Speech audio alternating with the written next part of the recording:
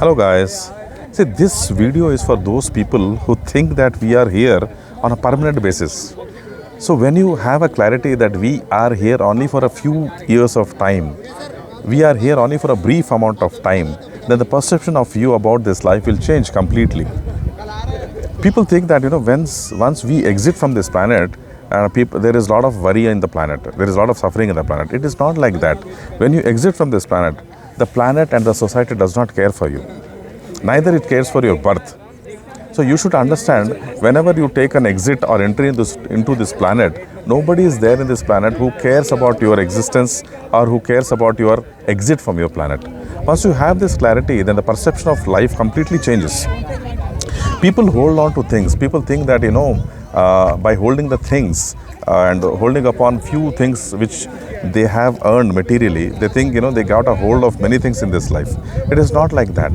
You should understand that we hold the things only for few years of time, and we cannot hold the things for ever. Okay, and the things which you are holding is actually affecting the style and the way of which we are functioning.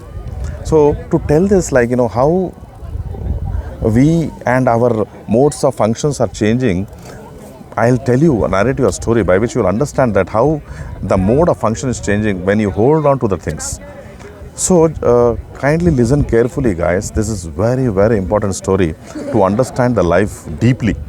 So once upon a time, there was a master, okay, and he was having one disciple. Both this master and the disciple were having very good relationships. Okay, they used to have very good relationship with each other, and they used to stay together for a long time. They used to practice yoga, and they were actually walking in the path of self-realization. So you know that how self-realized people are. They are not materially attached. So once upon a time, all these masters, they carry a kind of a bag, which we call as a jhola. Okay, it's a different kind of a bag which these people carry. So once this master was carrying a bag, okay, like a handbag, and in that handbag, he previously was very, carefree about this handbag. But this time, when this person was carrying the handbag, he told his shishya that, please take care of my handbag very carefully. So when he gave this instruction that from his master that, to take care of this bag very carefully, then the disciple was actually surprised to take this indication from this master, from his master. So he was surprised. He was keen, like, why my master is giving this kind of instruction to take care of my bag, when in normal days, usually his behavior is not like that. He used to be carefree. He used to be never worried about any of the material belongings. But this time he is giving this instruction. What does it mean? So this time what happened, they were walking along a pathway, and they reached a location where there was a well, okay, and the master told his disciple once again to take care of this bag. Now this disciple was out of surprise. He was thinking, what is there in this bag? Why my master is asking me to take care of this bag? What is there inside this? He was quite curious to know about this. So what he did is, he just opened the bag and saw a golden brick inside the bag. So now he could understand what is the cause of the worry of his master. Now master came back after washing his feet and washing his face, and he told, did you keep my bag carefully? Now the disciple said, yes, master, as per your instruction, I took care of your bag carefully. What he did, the disciple did meantime, is that he threw that stone, that golden brick, out of the master's bag, and kept the same size of mud brick inside the bag of the master. Okay.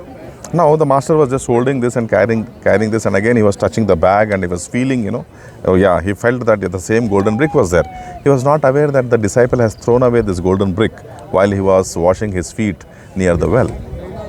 Now what happened over a period of time? He was just walking around a jungle, a jungle like this, and mountains and hills they crossed, and they reached the jungle. Once they reached the jungle, and it was almost night, and the disciple, the master, was very much worried, because he was holding this golden brick, and he was thinking, if thieves attack him, what will happen? If robbers attack him, what will happen?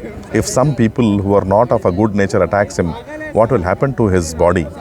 And what has happened to his gold brick which he is carrying along with him? So he said to his disciple that I am worried. So the disciple unknowingly or in ignorance, he asked, why are you worried, master? The master said, I did not tell you, I did not inform you earlier, but I am carrying a golden brick inside my bag. And if anybody attacks us, I am just worried about what will happen to us. So the disciple was actually laughing, listening to the words of his master. He told, Master, now nothing is there to worry about. I have just thrown this brick, the golden brick, out of your bag, and now the cause of your worry is gone. So now the master also started laughing, because all the worry, all the pain, all the trouble which he had before he was thinking that there was a golden brick inside the bag has gone. So he was also just laughing. And he told informed his disciple that, now my worries have gone, now my troubles have gone. Now I am just able to smile independently and with a lot of freedom. So guys, what is the moral of this story? This is the end of the story, and I would just like to tell you what is the moral of this story. The moral of the story is that the people who are greedy and the people who are always associated with their wealth, what will happen? They are also carrying a kind of a weight in their heart. Okay, there is a feeling of worrisome in their heart. There is a feeling of sadness in their heart. There is a feeling of anxiousness in their heart. There is a feeling of losing something in their heart. This heavy-hearted feeling is always there with the people who are greedy and who are more attached to their material wealth. Okay. So what they have to do, what these people with material wealth has to do, they need to be caretakers of the wealth. But as long as they are the caretakers of the wealth, nothing will happen. But when they feel that they are one with the wealth, then the trouble starts. Then they're feeling, a lot of worry. Then they feel a lot of anxiety. There is a lot of anxiousness which is coming up, and their heavy-heartedness will come. And there is always a feeling when they are tensed about what will happen to their property when they are not there. So this has to be removed. Your association has to be removed.